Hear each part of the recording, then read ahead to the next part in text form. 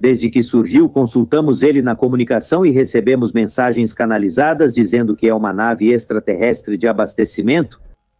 Eles se mostraram de propósito e se expuseram para chamar a atenção. Ou seja, você lembra que já existiam os telescópios espiões militares norte-americanos e tudo mais? Já haviam detectado o 3 e Atlas no início de maio, ou seja, 2 meses antes dos telescópios Atlas no Chile. E eles mantinham isso em segredo e não tinham nenhuma intenção de divulgar. A informação acabou vazando e foi divulgada do Chile, provavelmente sem autorização da National Aeronautics and Space Administration. E é a mesma coisa que aconteceu também quando, no ano de 2019, roubaram documentos do Pentágono. Apresentamos Sisto Paz Wells para os que acabam de chegar ao vivo no Trasnoche Paranormal. É um renomado autor e conferencista peruano, figura central da pesquisa ufológica mundial nestes tempos contemporâneos. Fundador da missão Rama, afirma ter contato direto com extraterrestres desde 1974. O que dissemos é que essa é a principal diferença de Sisto em relação a outros pesquisadores que hoje são protagonistas do fenômeno. Por ser contatado, ele não investiga com ceticismo como outros pesquisadores. Sisto já está conosco. Bem-vindo ao Trasnoche Paranormal. Como está? Boa noite. Boa noite, obrigado pelo convite. É uma honra tê-lo ao vivo, pois sempre mencionamos suas pesquisas. É uma honra ter você ao vivo para perguntas nossas e do público. Em que país você está agora? Já estou em casa em Limas e acabei de voltar do México. Você estava dando palestras, imagino. Sim, também participei de um congresso mundial do fenômeno OVNI em Tijuana, Baixa Califórnia, perto da cidade de Tecate. Entre os pesquisadores presentes estavam os filhos de Allen Hynek, famoso astrônomo e assessor do projeto Livro Azul, e outros da Força Aérea dos Estados Unidos da América. Foi realmente muito interessante, com grandes ufólogos internacionais presentes, como Jaime Rodrigues, do Equador. Ele convidou Linda Moulton Howe, renomada pesquisadora dos Estados Unidos da América, mas ela não pôde ir. Houve pessoas muito interessantes e palestras sobre objeto voador não identificado sob vários pontos de vista, o que nos permite ter uma visão geral. Como se faz? Eu te faço a primeira pergunta. E está Margui conosco, que Margui foi quem chegou até você. Na verdade, Margui é uma grande admiradora sua. Ela sempre te mencionou no programa. E também foi ela quem se colocou... Muito boa noite, Sisto. Eu não posso acreditar nisso, ter você aqui, de verdade. Obrigada por aceitar o convite. Acompanho você desde 2021 nas terças ufológicas e aprendo muito. É uma honra tê-lo aqui. Obrigado a você, Margui. É um prazer. Quero te fazer a primeira pergunta, que tem a ver com quem é você, Sisto, sobre investigar o fenômeno. Sua diferença está na certeza, ao contrário dos colegas, pois você já apresentou antes. O debate é rico, pois você parte da certeza, não do ceticismo. E isso é algo que hoje em dia, quando você está com colegas, pode jogar a favor ou contra você. Muitas pessoas já tiveram contato com extraterrestres. Eu sou apenas mais um. E o que eu conto, não é a história de Sisto Paz, mas sim a história de um coletivo de pessoas do qual eu sou apenas mais um. Como já há muitos grupos de contato e pessoas contatadas, existem nomes como Stephen Greer, médico pesquisador de OVNIs dos Estados Unidos da América do Disclosure Project, que incorporou os 4 passos do contato, ou seja, respirar, relaxar, concentrar-se e meditar.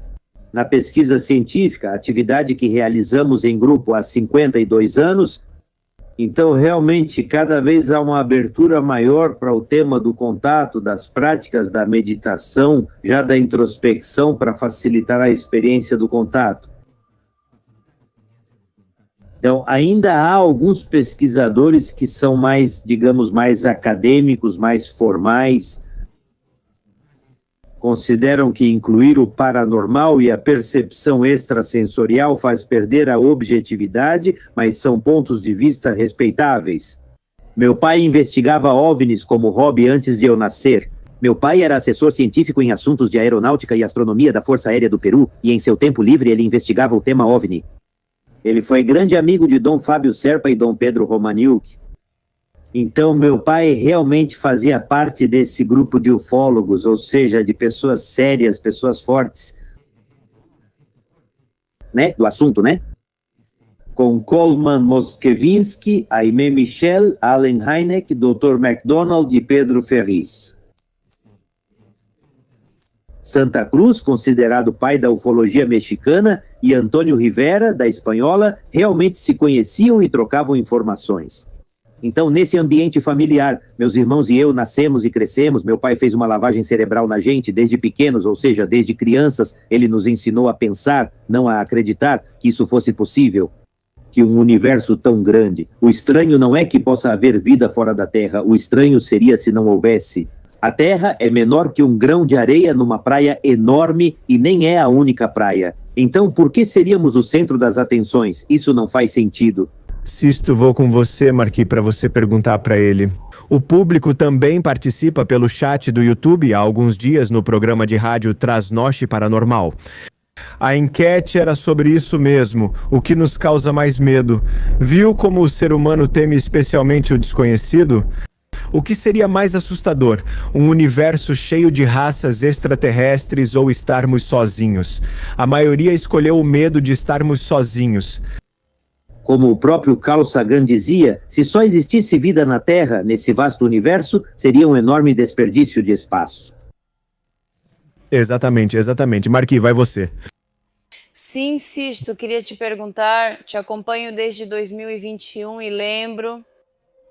Fale um pouco sobre os tipos de contatos, pois achei muitas respostas quando você explicou para a comunidade.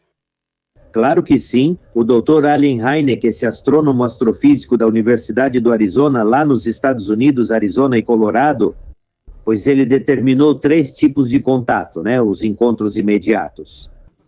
O primeiro tipo é quando o objeto está relativamente longe e você não sabe o que é. Do segundo tipo, quando já está bem perto. Sim, mas não o bastante para defini-lo. E o encontro próximo do terceiro tipo, quando você realmente está definindo que é algo que é alheio à nossa realidade. Agora nós elaboramos toda uma classificação um pouco diferente, né, que são os encontros próximos do primeiro tipo. Quando vê algo estranho e inexplicável que desafia a física, conhecido por nós, um objeto que se move, ou seja, faz evoluções no céu, zigue-zagues e tudo mais. Coisas que realmente não podem ser feitas nem por um satélite, nem por um avião, nem por um helicóptero, nem por nenhum fenômeno atmosférico. Do segundo tipo, você está em casa, no seu quarto, e de repente sente uma ansiedade imperiosa, compulsiva, de se aproximar da janela, subir no telhado, ir até a varanda. De repente, você vê no céu um objeto que interage, movendo-se em várias direções, como se soubesse que está sendo observado e quisesse ser visto. Algo muito parecido com o que costuma acontecer muito lá em Capilla del Monte, em Córdoba, os OVNIs, né, que aparecem lá entre os morros. Após isso, vem os encontros do terceiro tipo. Você está em casa, no quarto, e de repente vê uma esfera luminosa passando. Você vê, né, porque se aparecesse só em fotos ou vídeos, aí seriam orbes, seres de outros planos. Mas não, você vê fisicamente. Essa esferinha se chama Canepla ou Full Fighter, é como um drone extraterrestre, como uma câmera de televisão controlada à distância. Elas variam de 20 centímetros a 1,5 metro de diâmetro, são totalmente lisas, sem faixas ou desenhos, parecendo um drone extraterrestre.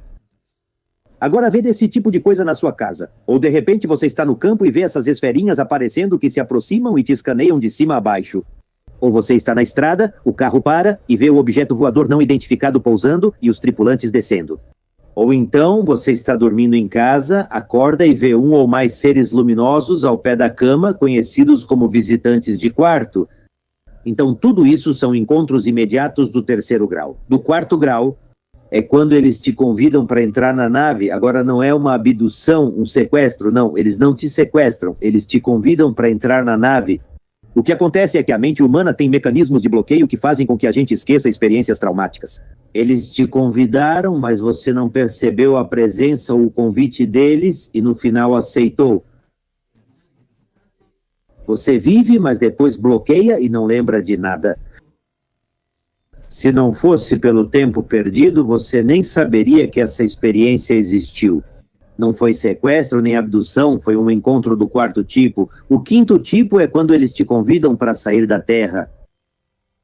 A Bíblia relata vários casos de pessoas convidadas a deixar a terra. O caso de Elias, levado por uma carruagem de fogo diante de Eliseu, seu discípulo, e o de Ezequiel, que vê e até o convidam a subir dentro da glória de Deus, que desce ao lado do rio Quebar, quando o povo judeu estava deportado, exilado na Babilônia. Ou, por exemplo, Jesus, que 40 dias após ressuscitar, segundo os evangelhos, ascende ao céu em corpo e alma, sendo levado em uma nave. Então, há muitos casos atualmente de pessoas que viveram experiências desse tipo. Há um filme chamado Fogo no Céu, Fire in the Sky, sobre a experiência de Travis Walton em 1975. Em Snowflake, Arizona, ele era lenhador e, com colegas, terminou o trabalho. Eles veem o bosque iluminado, acham que está pegando fogo e vão até lá. Na clareira não há incêndio, mas sim um OVNI em forma de diamante. Os amigos entram no carro para ir embora, mas Travis Walton fica e se aproxima do objeto em forma de diamante. O objeto lança um feixe de luz, o suspende, leva para a nave e dias depois ele retorna. Porém, ele não lembrava conscientemente da experiência. Mas não é que o perseguiram e o sequestraram, não. Ele foi ao encontro do OVNI, depois ele não se lembrava conscientemente do que tinha vivido. Sisto Margui, vou perguntar algumas coisas ao Sisto, pois tem relação com o chat ao vivo. A primeira talvez seja uma obviedade, mas acho que é bom explicitar. Nesse contato do segundo tipo, onde a pessoa sente a necessidade de sair, antes mesmo de cumprimentar, eu dizia: pessoas em casa sentem necessidade de ir à varanda, veem isso no céu e percebem o sinal do outro lado. Tudo é telepático. Existem contatos, pois a telepatia transmite pensamentos à distância e o cérebro interpreta automaticamente a onda mental. Interpol, Scotland Yard e FBI usam psíquicos para casos criminais sem solução pelos métodos tradicionais. Universidades renomadas como Sorbonne e Universidade de Moscou oferecem parapsicologia científica, um ramo da psicologia moderna. Ou seja, sabe-se que existem potenciais psíquicos como clarividência, telepatia, dermóptica, xenoglossia, glossolalia e outros. Premonição, precognição e ver o futuro. Não desenvolvemos isso por ignorância, pois ninguém nos informou que existia ou como desenvolver. E muito conveniente, né? Porque para os políticos e religiosos não é interessante que as pessoas comuns possam ler pensamentos ou ver a aura, o campo de energia que os envolve. Como ninguém poderia mentir ou enganar, nos mostraríamos como realmente somos, eliminando o futuro da política e dos líderes religiosos. Você já respondeu a pergunta da Alejandra Monzon, que está ao vivo. Como começar a ter contato? É possível fazer voluntariamente? Dá para treinar?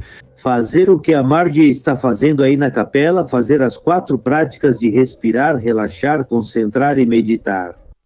Ou seja, quando a gente respira, se oxigena, se carrega de energia, então essa energia se aloja no sistema nervoso, no sistema elétrico do ser humano, e essa energia amplifica. Sua aura é sua barreira imunológica, protegendo você de perseguições por criaturas ou entidades de outros planos e dimensões. Além da respiração, essa carga de energia também permite que você relaxe, elimine a tensão e direcione a atenção do corpo para a mente. Porque a tensão costuma se espalhar pelo corpo. Já? Então, aprender a se concentrar, ou seja, requer um bom relaxamento, deixar de sentir o corpo. Então, quando você se relaxa, pode se concentrar, e se concentrar é focar a atenção, concentrar-se, parar de pensar em muitas coisas ao mesmo tempo, começar a pensar em uma coisa só por vez, e no processo de organizar seus pensamentos.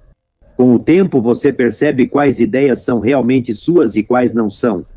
Então, quando você chega à concentração, a pensar em uma coisa só por vez, e nesse processo chega a distinguir, a reconhecer quando as ideias que você tem na sua mente são suas e quando não são. Você está pronto para tirar esse único pensamento e deixar a mente em branco, que é a meditação. Meditar é estar só e em silêncio, sem pensar, esvaziando a mente.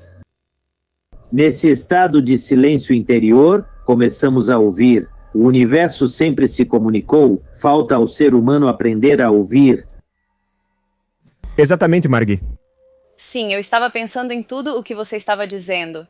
E, por exemplo, os diferentes tipos de contato que você acabou de mencionar, não, eu cheguei e passei por todos os tipos de contato. E sabe, Sisto? Eu estive com Astar Sheran em uma das naves e ele me disse que precisava. Ele precisava de mim, dos meus poderes para ir a uma guerra. E eu não aceitei. E desde então nunca mais estive nas naves. Mas enfim, tive essa experiência boa. Primeiramente, Margie, Você pode ter contato físico direto, né? Ou seja, físico, pode ter um contato mental telepático, ou pode ter um contato astral em sonhos. Somos seres interdimensionais com 7 corpos para agir nas 7 dimensões do universo material. Agora, é interessante o que você diz, porque há mais ou menos 23 mil anos atrás ocorreram guerras cruéis no exoplaneta. Foram as guerras de Orion, envolvendo várias civilizações. Ashtar Sheran era comandante da frota extraterrestre da Confederação dos Mundos. Não seria estranho, pois eles vivem milhares de anos, que ele tenha se envolvido nisso. Mas são guerras que, embora seja verdade que já aconteceram, ainda continuam ocorrendo alguns focos dessas guerras. Por exemplo, existe uma gravura medieval, na verdade já não é medieval porque já é propriamente renascentista, de 14 de abril de 1561, na cidade alemã de Nuremberg. Nota-se claramente pessoas nos arredores da cidade. De repente surge no céu um objeto cilíndrico, discos, meias-luas e cruzes, e dos cilindros saem mais discos. Como se lutassem no céu, alguns explodem e outros caem na terra, levando as pessoas a ver sinais do fim do mundo. Depois de uma hora, aparece um grande objeto em forma de ponta de lança. Um grande objeto triangular de 4 quilômetros faz outros objetos se reagruparem e seguirem em direções distintas. Encerrada essa guerra de galáxias em 1991, o vídeo está no YouTube. Do laboratório Discovery é possível ver a curvatura da Terra e um objeto tentando entrar no planeta. 7 objetos bloqueiam seu caminho e lançam um míssil ou feixe de luz, forçando-o a sair em alta velocidade e ângulo impressionante. Por onde tinha vindo? Em 7 de outubro de 1998, na localidade de Pairuano, em La Serena, no Chile. Pois as pessoas, às 4 da tarde, sob sol forte e em tempo real, puderam avistar como 2 OVNIs perseguiam um terceiro, e esse terceiro acabou se chocando contra o Morro Las Moyacas, em frente à localidade de Pairuano. 400 testemunhas em tempo real viram como os 2 OVNIs derrubaram o terceiro, e o terceiro se partiu em 2 e se chocou contra o morro. Os carabineiros do Chile e a polícia cercaram a área rapidamente e os militares chegaram como Mandrake, o mágico. Aparecem de repente e levam tudo, até as pedras. As sagradas escrituras afirmam isso, a grande violência nos céus. Nós estamos protegidos por eles? Quero dizer, o planeta Terra está protegido? Com certeza, sim. Essas naves que caíram aqui na Terra, como a de Pairuano, a de Varginha no Brasil, a de Roswell e tantas outras, foram abatidas. Com nossa tecnologia não conseguiríamos afetá-los. Foram abatidas por naves que protegem a Terra de quem tem más intenções. Sim, existem raças extraterrestres, como você diz, isto... São nocivas e não têm boas intenções. O universo tem tanta diversidade quanto a Terra. Bem, a batalha entre o bem e o mal não, mas essas raças viriam para nos destruir porque viriam com intenções negativas. Bem, primeiramente porque somos um experimento sociológico, antropológico, metafísico, extraterrestre. Atualmente somos realmente considerados um projeto muito interessante. E quem assumir o controle do projeto já pode de alguma forma aproveitar todo o potencial que o ser humano tem. Margie comentava agora sobre potenciais psíquicos e de fato sim, os extraterrestres sabem do nosso potencial ilimitado, mas vivemos sem perceber isso. Alguns buscam ampliar capacidades humanas para o bem, outros para o mal. Certo, nosso companheiro Pablo Sala quer te fazer uma pergunta, Sisto. Pode falar, Pablo, você está no ar. Boa noite, Sisto. Eu te ouvi em algumas oportunidades mencionar a programação desses encontros e já te vi com um grupo de pessoas. Em Machu Picchu, por exemplo, onde vimos você programar um encontro com naves extraterrestres, você pode nos contar sobre isso, por favor? Bom, olha, eu te digo que não. Ou seja, em lugares poderíamos dizer, tão escandalosamente turísticos como Machu Picchu, nunca vamos fazer um encontro. Geralmente isso é feito em lugares como o deserto de Chilca, ao sul de Lima, por exemplo, ou na estrada ao norte de Lima, no quilômetro 120. Já que é deserto, deserto mesmo, ou seja, lá não tem nem plantas, é deserto, não tem povoações, não tem nada. Nesses 52 anos de contato, convocamos a imprensa 11 vezes para encontros agendados com antecedência. O primeiro jornalista que nos acompanhou a um encontro programado foi Juan José Benítez, o mundialmente conhecido autor atualmente da série de livros Cavalo de Troia. Em 1974, apenas mais um correspondente da agência F foi conosco ao deserto de Chilca. E com base nas mensagens psicográficas de escrita automática, de uma forma de telepatia instrumentalizada, pois Juan José Benítez recebeu o convite para nos acompanhar e ele viu 2 objetos aparecerem no céu, fazendo evoluções no céu. A forte impressão que teve abalou a Espanha. Ele relatou na televisão espanhola e lançou seu primeiro livro, OVNIs SUS, a Humanidade, pela editora Plas Janés. No ano seguinte, Benítez volta com outro jornalista da F e nos acompanha em novo encontro marcado quando OVNIs surgem novamente. Disso resulta outro livro de Benítez, 100 mil quilômetros atrás dos OVNIs, 11 vezes em 50 anos. Como diz o ditado, crie fama e deite-se na cama. Bastava convidar a imprensa uma vez e evitar o risco de ela não vir mais, pois ninguém quer passar ridículo. Por que fizemos isso 11 vezes nesses 52 anos? É importante para nós confirmar que do outro lado da linha telefônica realmente há alguém se comunicando. E isso não é esquizofrenia, um delírio, um jogo da imaginação? Bem, obrigado e deixe-me te desejar feliz aniversário, porque eu sei que anteontem foi seu aniversário, Sisto. Obrigado, viu? Obrigado. Muito bem, você não aparenta 70 anos. Bom, olha, como eu disse, tenho 70, minha esposa, infelizmente, a Marinita, faleceu, partiu há 2 anos atrás. Ficamos juntos por 53 anos desde a escola. Imagina, já foi o melhor amigo que eu já tive, e isso realmente...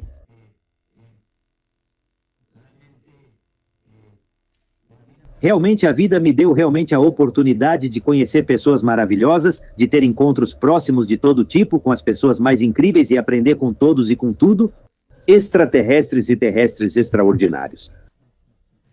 Que legal. Pablo, está aqui a Cíntia Barros Ortiz, que tem uma pergunta para você, Sisto. Olá, Cíntia, pode falar. Oi, Sisto. Minha pergunta é a seguinte, porque vendo que nem todos os contatados e as experiências e todo esse poder que se supõe que esses seres têm, por que eles precisam de nós como humanidade? Por que eles nos contatam e por que nos pedem, às vezes através de sonhos ou desses contatos mentais, que façamos determinadas coisas? Muito boa pergunta. Ninguém sabe tudo, pois sempre há algo a aprender, mesmo para os mais sábios, e algo a ensinar, mesmo para os mais humildes. É como etnólogos, antropólogos ou sociólogos indo a uma tribo isolada na Amazônia. Você encontra um grupo humano que vive como a humanidade há 300 mil anos, certo? Como os primeiros Cro-Magnons, e você percebe que essas pessoas não parecem câncer nem diabetes. Não abandona o parceiro, não mata o parceiro, não abandona as crianças, permanecem unidos, vivem em harmonia com a natureza, não matam, não caçam por esporte nem nada do tipo. Afinal, quem precisa aprender o quê e com quem? Então, eles também estão vindo para aprender ou lembrar de certas coisas. Imagine civilizações muito avançadas tecnologicamente e mentalmente, mas que sacrificaram emoções e sentimentos. Alguém que acha que emoções e sentimentos são coisa de criança é uma etapa básica. Agora é preciso valorizar mais o aspecto psíquico, mental e racional. Chega uma hora em que você fica cínico no amor, pois não consegue expressar ou manter sentimentos e emoções. Nem por você, nem pelos outros, é preciso se reconectar com emoções e sentimentos. O Mestre Jesus dizia que devemos ser como crianças. E como podemos distinguir quando um contato é benevolente ou quando quem te contata é do lado negativo? Há como reconhecer isso? Naturalmente que sim, ou seja, a experiência vai ensinando. Primeiramente, toda experiência de contato precisa cumprir uma série de requisitos, e todo contato verdadeiro requer como base uma boa antena, receptor ou um bom contatado. Um bom contatado deve ser saudável física, mental e espiritualmente. Quem não está saudável fisicamente se distrai com o corpo, fica doente e não consegue se concentrar ou canalizar. O mesmo ocorre com quem não está saudável mentalmente. É como um rádio com dial ruim, capta várias estações, só ruído, sem música. Quem não está saudável espiritualmente vibra baixo. Então, com que tipo de entidades ela vai entrar em contato? É preciso aguardar. Elas estão preparadas física, mental e espiritualmente para tentar o contato. Agora, sempre tente ter a experiência de contato em grupo, porque a energia do grupo colabora, ajuda muito, permite facilitar e realmente potencializar as recepções. Um bom antena precisa ter humildade para aceitar críticas e desenvolver autocrítica sincera. Considere sempre o mentalismo, o subconsciente e a imaginação. Um bom antena é uma pessoa que deve ter discernimento para saber também escolher o melhor momento, o melhor lugar, as melhores condições de recepção. Você não receberá mensagem em boate ou ônibus. Um bom antena precisa ser disciplinado, pois a disciplina fortalece a vontade e reduz a manipulação ou derrota. O primeiro requisito é uma boa antena. O segundo, toda mensagem verdadeira de extraterrestres, mestres ascendidos, anjos ou seres de luz precisa ser coerente e lógica. Não pode ser que esses seres venham de tão longe para dizer bobagens. Toda mensagem verdadeira é atemporal e universalista, trazendo sempre algo novo a cada leitura sem se esgotar. Cada um entende conforme seu nível, sem precisar de explicação de outros. Além disso, esses seres são tão evoluídos que são capazes de dizer coisas muito complexas de forma muito simples, nunca dizem coisas simples de forma complexa. Eles não são políticos. Posso fazer mais uma pergunta, Hector? Desculpe, Silvia. Outra coisa. Mensagens verdadeiras se complementam, não se contradizem nem repetem o que já se sabe e pode ser comprovado. E qual é a comprovação? A comprovação é o avistamento anunciado com data marcada. Eles te dizem tal dia, tal hora, para que você vá acompanhado de outras pessoas. Não para que você vá sozinho, mas sim para que vá acompanhado de outras pessoas. E possam confirmar se houve contato. Ok, antes de responder a última pergunta, vou contar algo que nunca contei na vida. Sisto Bueno, já que você está aqui, vou contar. Numa época, eu era contatada por um ser chamado Antarel. Eu não fazia ideia de quem era esse ser. Sinceramente, De Alfa Centauro? nunca tinha ouvido esse nome. Quem me conhece sabe que minha vida é comum e normal. E nunca conto essas coisas. E por um tempo eu fiquei assustada e comecei a ter interferências nos eletrônicos, por exemplo, no computador. O computador era algo assim de deixar meu mouse parado em um lugar da tela. E então a seta começava a se mover. Seu vídeo travou quando você falava das interferências, Cíntia. Ok. Mas continua, tá? Mesmo assim, ok, eu continuo. O cursor do mouse começou a se mover em direção a certas palavras no meu computador. Uma oportunidade começou a acontecer assim. A tela muda sozinha para uma imagem específica, mesmo sem eu mexer no mouse, e isso acontece em vários momentos. Diferentes lugares aqui do planeta, entre eles as Lexiuanas, estão aqui na Argentina. Eu precisava viajar para esse lugar e começava a ir. Eu até tenho provas disso, então quem quiser me chamar de louca, porque eu nunca conto essas coisas, justamente porque existe um grande preconceito, eu tenho provas. Não fui só eu que passei por isso, mas também grupos de amigos que presenciaram. Nós gravamos a tela do computador. Quando isso acontecia, marcando as palavras e saber. Em certo momento, fiquei assustado e pedi para não ser mais contatado, pois as mensagens eram sempre atemporais. Então, decidi me afastar, buscar uma vida normal e senti que não estava tão envolvido nesse voo espiritual. Como se eu estivesse mais conectada ao além do que a Terra. E comecei a trabalhar, a ganhar dinheiro, a fazer minhas coisas normais da vida e viajei para alguns lugares. E a pergunta é essa, eles podem nos contatar através dos eletrônicos também e nos dar como que missões, porque isso também era algo que ficava para mim. O que eu tenho que fazer com isso? Preciso limitar minha fenomenologia? Resposta para as duas perguntas, sim e sim. Ok. Agora, o que você tem que fazer? Você mesma tem a resposta. Você precisa esperar para juntar os elos e peças do quebra-cabeça e assim entender o todo. Não se desespere, simplesmente tenha paciência. E eu conto isso com um pouco de medo e como se meu corpo tremesse um pouco, porque de verdade, e eu te mostro, nunca contei isso publicamente. Sim, olha, se eu me lembro de você, eu me lembro de uma coisa. Isso publicamente me... Sim, eles selecionam as pessoas com quem desejam entrar em contato. Não é que alguém seja melhor, mas porque sabem que por certas pessoas alcançam um coletivo maior. De que adiantaria ter contato? Alguém que vive a experiência e por motivos ridículos de prestígio nunca vai compartilhar, nunca vai tornar isso conhecido? Por isso faz sentido terem se comunicado com você. E algo aconteceu? Enquanto a Cíntia contava, quero perguntar ao Sisto se isso, obviamente, com certeza, você já está super acostumado a acontecer na internet. A conexão, o link que temos com a Cíntia começou a travar. Digo, foi coincidência ou não? A coincidência não existe neste universo. Adorei. Sisto, quero te perguntar algo e depois volto com a Margui. Não sei quanto tempo temos, avise quando quiser encerrar. Podemos marcar outra conversa depois. Mas vou te fazer uma que é sobre a atualidade. No chat, todos pedem para perguntar sobre o Tracy Atlas e o que foi dito sobre isso no último semestre. Então faço essa pergunta.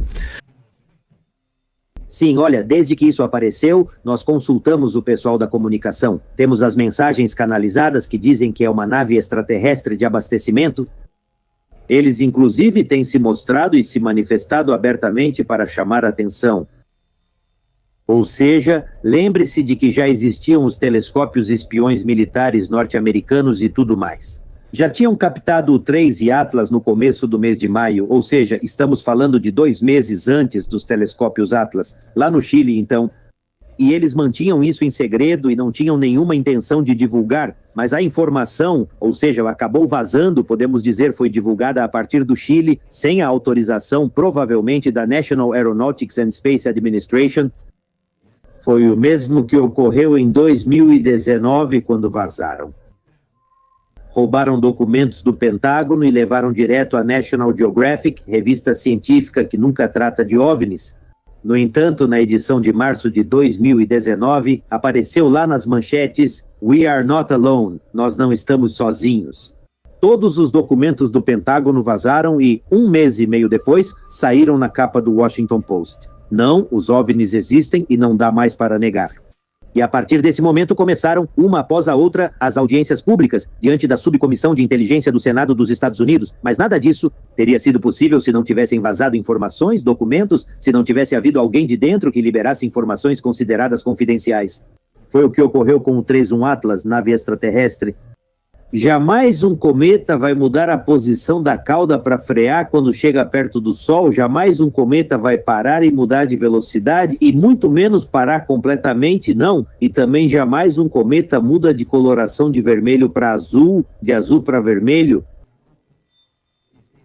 Evita, ou seja, claramente se aproximar demais dos planetas para não ser capturado pela gravidade dos planetas. Ou seja, passa sempre na borda. Além disso, vem seguindo uma rota que é a rota do sinal WW, um sinal que em 1977 veio da nebulosa de Sagitário, e era um sinal tecnológico. E tudo isso no ano de 77, e por isso chamaram de WOW, e então segue exatamente a rota de onde veio esse sinal, essa onda de rádio do ano de 77. Tudo muito suspeito. A última que te faço, Margui, insisto, agradecendo por você ter estado conosco esta noite, Margui. Bom, eu tenho 2 perguntas. Na verdade, queria saber sua opinião sobre os avistamentos que estão acontecendo em massa no mundo todo. O que você acha sobre isso? E a mensagem que querem deixar para a humanidade? Eles dizem que o mundo não vai acabar, mas se transformar.